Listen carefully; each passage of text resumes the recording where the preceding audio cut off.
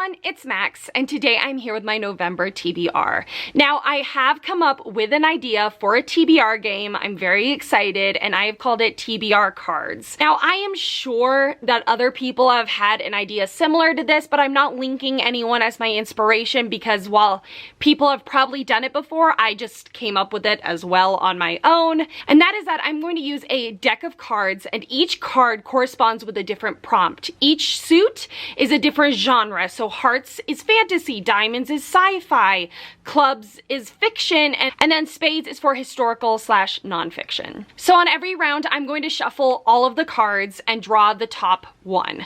And now, if I get the same card in the same suit twice or more, I have to do another shuffle and another card pick. So usually I will be doing 10, but then if I choose the same one more than once, I'm going to do 11, 12, etc. I will leave a picture of my prompts and feel free to pause and just look at it for a second. But without further ado, let's get into it. All right, for the first card for the first TBR Cards game, it is 9 of Spades. All right, and the first card that was pulled was a 9 of Spades, and 9 of Spades is for my lowest rated. And for this, I'm going with The Bookworm by Mitch Silver. And this takes place in dual timelines between Nazi-occupied England in the 1940s and 2017. That's all I really know about it, so that's all I'm going to get into. All right, the next card. The 9 of Spades. Oh my god, that is crazy. Okay, 9 of Spades it is. All right, the next prompt was already a double. I think I realized what I did wrong, and yeah, but that is also a 9 of Spades. And for this, I'm going with Da Vinci's Tiger by L.M. Eliot. And this is a true story, kind of historical telling of one of Leonardo da Vinci's muses and famed for her depiction in one of his earliest masterpieces. All right, for card number 3, the 5 of Diamonds.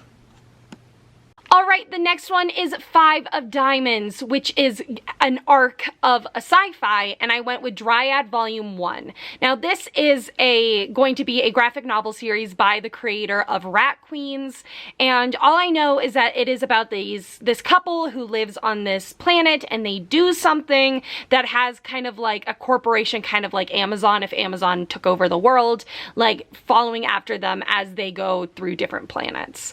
I'm very excited. I love the artwork in Rat Queens, so I think I'm going to enjoy this one as well. All right, for card number 4, the Jack of Hearts. All right, and on to our first fantasy of the day, Jack of Hearts, which is BookTube recommends. And for this, I am going with Kingdom of Copper by S.A. Chakraborty. My goal is to finish this series by the end of the year. So I read City of Brass in October, this one in November, and then Empire of Gold in December.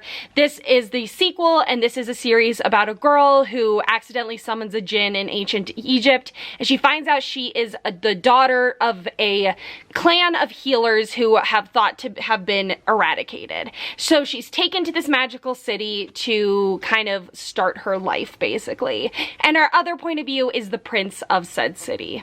I loved the first one. I'm so excited to see what happens with the second one. I read the first one when it first came out and then just never continued on, and so then when I reread it last month, I just knew I had to pick up the sequel ASAP. All right, for card number 5,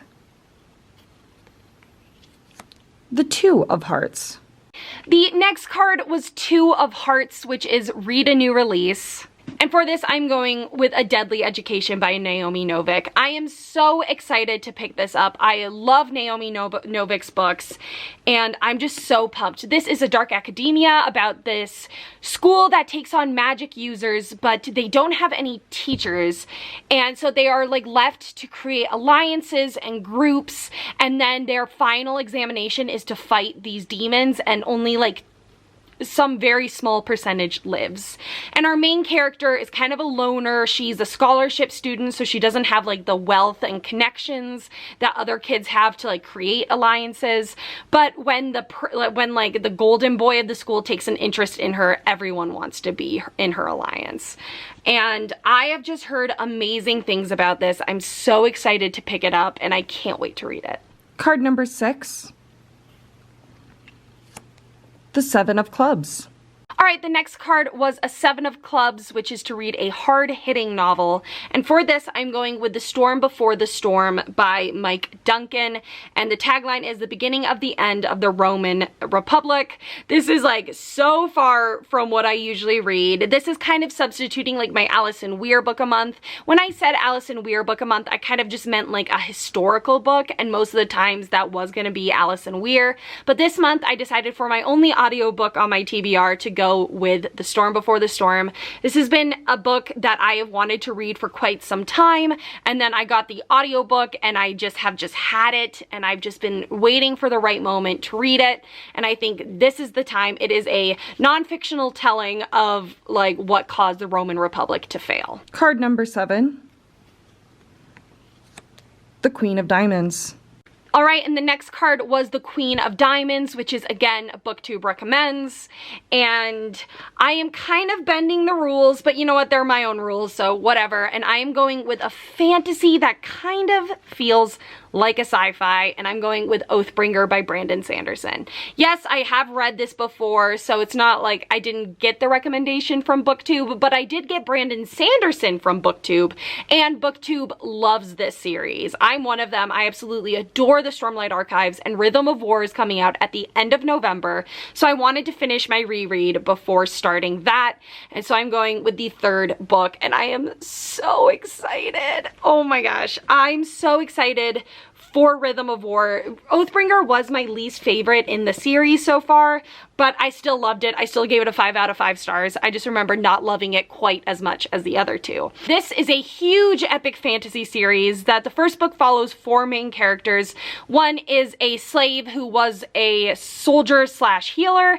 One is a girl who is sent to try and infiltrate this royal's household to steal an artifact. The other one is the uncle of the king, and then the last one is an assassin in white who weeps as he kills. And this whole series is just, it's huge, it's amazing. Oathbringer does get slightly more sci-fi, but it's still definitely fantasy. But what are you gonna do? I just wanted to be able to get as many books that I already want to read in November on this TBR. And also, I know I made sci-fi a whole section, but I don't actually read that much sci-fi. It's more to try and like get myself to read sci-fi, but I just have a very set TBR for November because of some books that are coming out, and so I just needed to get this one on here. Card number 8. The 6 of Hearts. Okay, the next card was the 6 of Hearts, which is to read a classic fantasy. For this, I'm going with my read for Tolkien Along, and that is The Two Towers by J.R.R. Tolkien. This is the 2nd book in the Lord of the Rings trilogy. It's one of the most classic fantasy series ever. So when I pulled classic, I knew I had to choose this one because it worked out perfectly. Card number 9. The 3 of Hearts. The next card was the 3 of Hearts, which is the most recent acquisition. And for this, I'm going with an arc that I got, and that is The Camelot Betrayal by Kiersten White. This is the sequel to The Camelot Deception, which I read earlier this year and enjoyed, and so I'm really excited to pick it up.